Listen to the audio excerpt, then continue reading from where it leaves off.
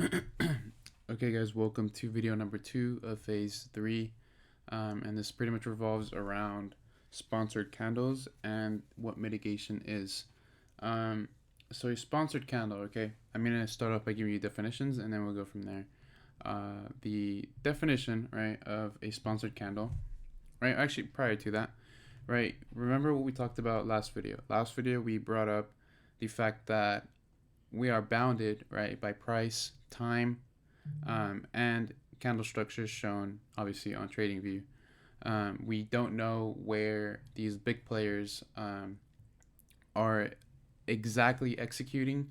We don't know when the volume is being taken off, right, and nothing of such.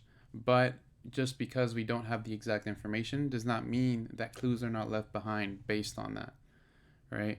Um, so, right, when we're referring to a sponsored candle, right, a sponsored candle, right, is essentially the remnant, right, that a smart money entity will leave behind after the distribution of orders, right? And by distribution of orders, I just mean executions, management, just anything of such. Um, okay, so when we're speaking about sponsored candles, these aren't just random candles, right? They have to follow specific rules. So the rules that I have here, right, are rule number 1 is a candle that takes out a previous liquidity, a previous candle, right?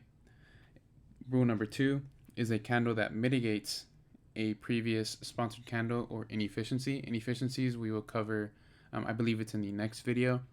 But as for what mitigation means, mitigation is the process of accounting for previous orders, right? And that is done through sponsored candles, right? Um, and this is necessary to continue order flow. And order flow I'm pretty sure we cover that after inefficiencies. So we'll come back to that. Right, rule number 2, a candle that mitigates a previous sponsored candle. Right, rule number 3 is there is a semi-violent/violent move in the opposite direction. Right, this is a very important rule. Right, because if you see a type of sponsored candle, right, and then you see it stall before it then creates that move down, then it is not a sponsored candle, right? Like for example, in the what you're looking at on screen, right? You see this final push up. It could have mitigated something here on a smaller time frame, right? And then it created the move down. This candle is not a sponsored candle, right? This, well, the candle that I'm actually showing you, right, is, it takes out a previous liquidity point, probably mitigated something, but as you can see, there are equal highs here. Remember, equal highs, equal lows. They are not influencers of price. Influencers of bias. They are only targets. Okay, but because I have no reason to want to buy this, this is not a target. Okay, so what happens? We see the candle take out a previous wick here, liquidity, right? Potentially mitigate something here. Probably an extremely deep retracement on a smaller time frames, M30. Probably an extremely deep retracement on M1.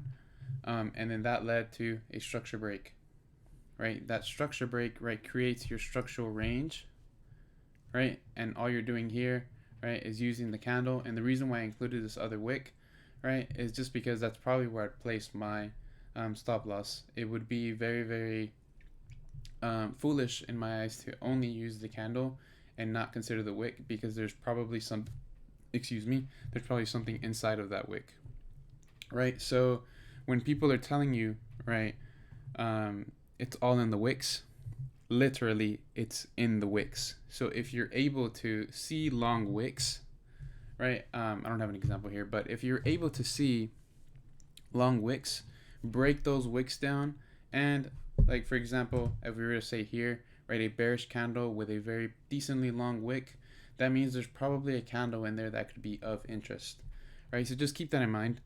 That's actually not something I was planning on telling you, but oh well. But yeah, anyways, right, one more thing about sponsored candles. A valid SC will cause a reaction, right? But just because you have a reaction does not mean you're gonna have a follow through, right?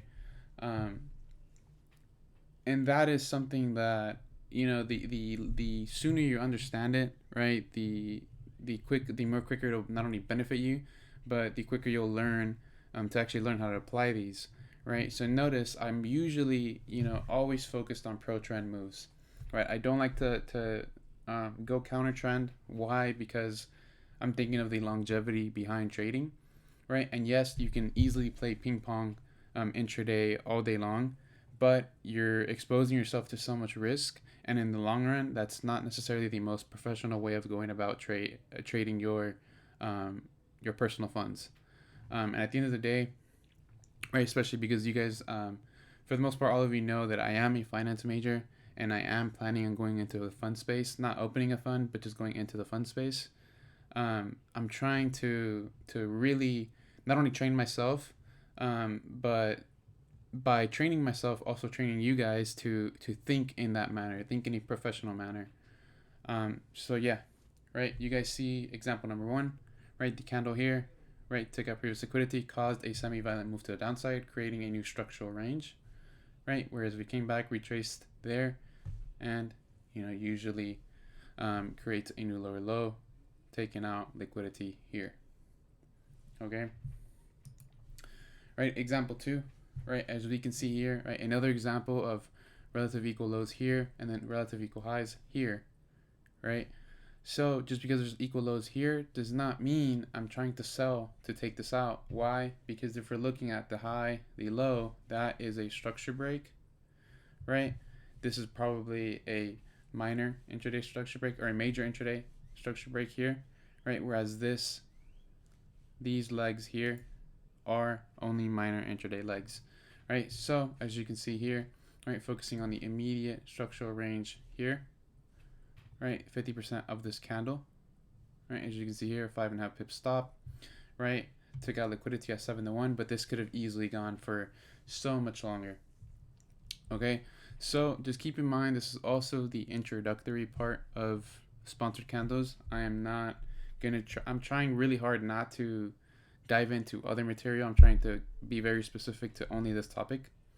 But as you can see here, right, I'm using the 50% because the 50% is, for the most part, the optimal point in a sponsored candle. And because of theory, based on theory, right, the theory behind that is essentially 50% is the average amount of volume in the candle. Why? Because in order for an SC to be created, to create that semi-violent, that violent move, you need volume, right? Meaning that you need volume to push down to mitigate something, take out some type of liquidity, right? To then cause that release to then give you another move in the opposite direction, right? So that obviously leaves sell orders in this scenario, sell orders stuck, right? So what's going to naturally happen?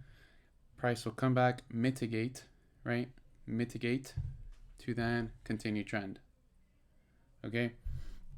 So onto our final example. Right, this is another good one here, right?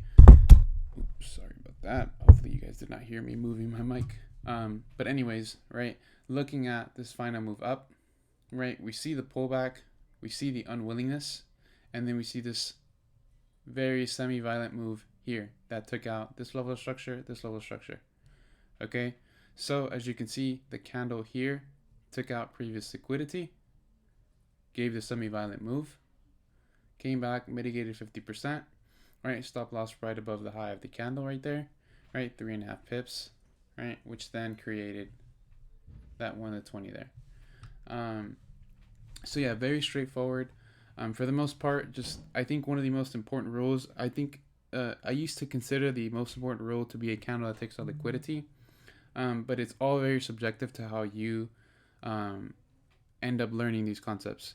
Right, but for now, I'd say one of the most important rules is just understanding that semi-violent / violent move. If you can see where that semi-violent move occurs, right, then it's usually the candle right before that, or if you start zooming in, you could probably find something in there, right? It's obviously then subjective to each pair and each market condition, right? But obviously you guys have to backtest and understand all of that for yourselves. So I'll leave it at that, and I'll see you guys in the next video.